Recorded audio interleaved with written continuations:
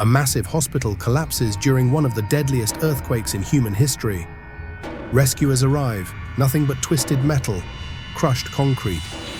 Silence, days pass, hope fades, and then, 7 days later, they hear it. A sound that shouldn't exist.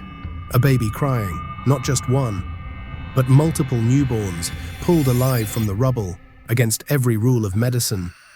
This isn't a movie. This is real. This is the true story of the miracle babies of Mexico City. If stories like this matter to you, hit subscribe, because miracles like these should never be forgotten. September 19th, 1985, 7:19 a.m. Mexico City is just beginning to wake up. Morning routines, traffic starting to build, another ordinary day. And then the ground tears apart. An 8.1 magnitude earthquake strikes off the Pacific coast. Within seconds, the earth convulses. Within minutes, a city of 9 million people is transformed into a disaster zone. Buildings crumble like sandcastles. Entire city blocks collapse into dust.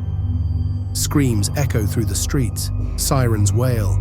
Chaos takes over. When it's finally over, the official death toll will rise to more than 10,000 people. But among all this destruction, one building's collapse will become the center of an unbelievable story. Juárez Hospital, a major maternity hospital in the heart of Mexico City. This building didn't crack. It didn't partially collapse. It pancaked. Floor after floor slammed down onto each other, crushing everything inside.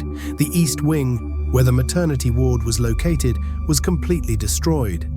Inside were dozens of patients, doctors, nurses, and in the nursery, newborn babies, tiny, fragile lives that had just entered the world, now buried under tons of concrete and steel.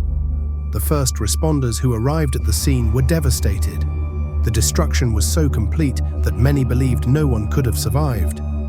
Rescue teams focused on other buildings where signs of life were detected. As far as everyone knew, the babies in that nursery were gone.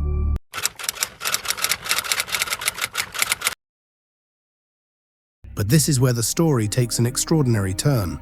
7 days after the earthquake, on September 26th, rescue workers returned to the ruins of Juárez Hospital. They weren't searching for survivors anymore. They were there to recover bodies, to clear debris, to bring closure. No one expected to find life. And then, they heard it. A sound that shouldn't have been possible. A baby crying. At first, they froze. They thought they must be imagining it. 7 days. Without food, without water, without medical care, trapped in suffocating darkness beneath tons of collapsed concrete. No infant could survive that, could they? But the sound came again. And again. There was no mistake. A baby was alive. The rescue team sprang into action. They began removing debris, slowly, carefully, terrified that a single wrong move could trigger another collapse. Minutes turned into hours, hands trembling, hearts racing, and then they found her, a newborn baby girl, alive, wrapped in blankets, lying inside what remained of an incubator. She was weak, severely dehydrated, but she was breathing. The rescuers couldn't believe their eyes. Many of them broke down in tears. But the miracles weren't over. As they continued searching, they found another baby, and then another, and another, one by one. In total, multiple newborns were pulled from the wreckage. Babies who had been buried alive for an entire week. Against all logic, against all odds, life had survived.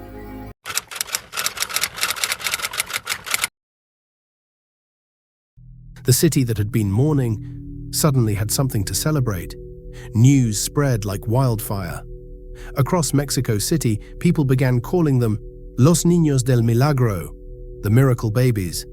And naturally, everyone asked the same question. How? Is this even possible? Medical experts were stunned. Newborns are among the most fragile human beings on Earth. They need constant care, feeding every few hours, careful temperature control, continuous medical monitoring. Yet somehow, these babies survived conditions that would have killed most adults. Doctors and scientists searched for answers. several theories began to emerge. First, newborns have a much slower metabolism than older children or adults. This allows them to survive longer without food or water. Their tiny bodies may have entered a kind of survival mode, conserving every last bit of energy. Second, the collapsed hospital structure, as devastating as it was, may have created small air pockets, tiny spaces where oxygen could still reach them.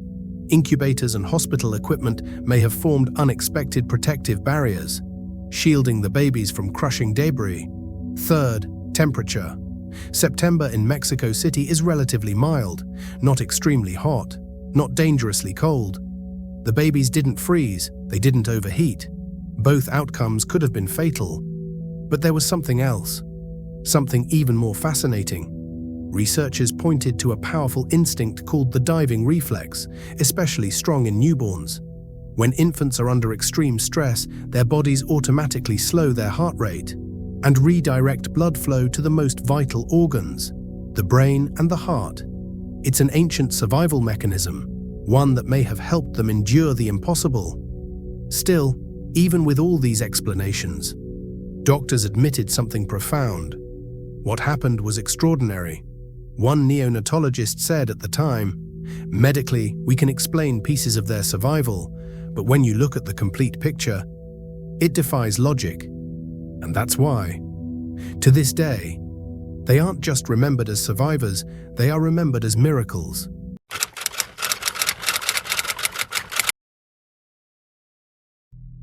So what happened to these miracle babies after they were rescued? The story gets even more remarkable. Most of the babies were rushed to nearby hospitals, where they received intensive medical care. And surprisingly, many of them were in relatively good condition despite what they had endured.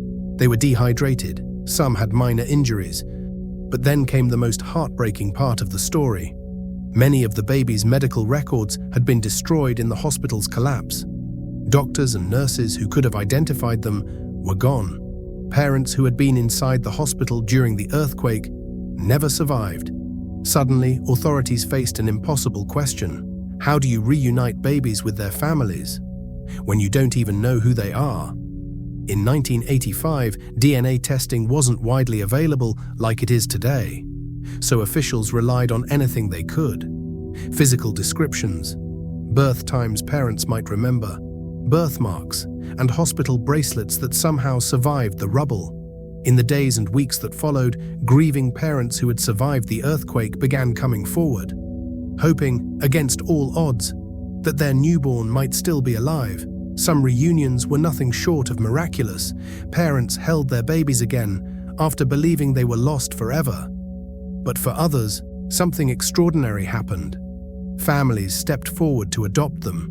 Strangers, moved by compassion, opened their homes and their hearts. Mexico City came together to protect these tiny survivors.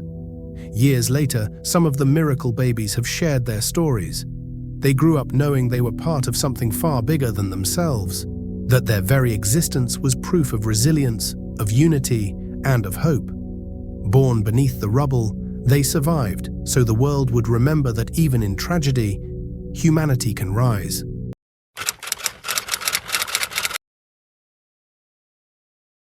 The story of the miracle babies became a symbol for Mexico City, and for Mexico as a whole. The 1985 earthquake was a defining moment in Mexican history. It exposed government corruption, inadequate building codes, and poor emergency response systems. But it also revealed something beautiful about the human spirit. Regular citizens, neighbors, and complete strangers formed human chains to rescue people trapped beneath the rubble. When official help was slow to arrive, the people of Mexico City saved themselves. And at the very center of this story were these tiny survivors, babies, who reminded everyone that even in the darkest moments, hope can survive. The rescue of the miracle babies changed hospital protocols worldwide. Building codes were strengthened, emergency response systems were overhauled, hospitals began implementing better disaster preparedness plans. Today, every September 19th, Mexico observes a national earthquake drill to honor those who died and to ensure the country is better prepared. And every year, the story of the miracle babies is retold, a reminder that sometimes the impossible happens.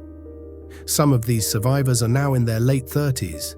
They've grown up, built careers, and started families of their own. They carry with them an incredible origin story, one that speaks to the fragility of life and the extraordinary strength of the human will to survive.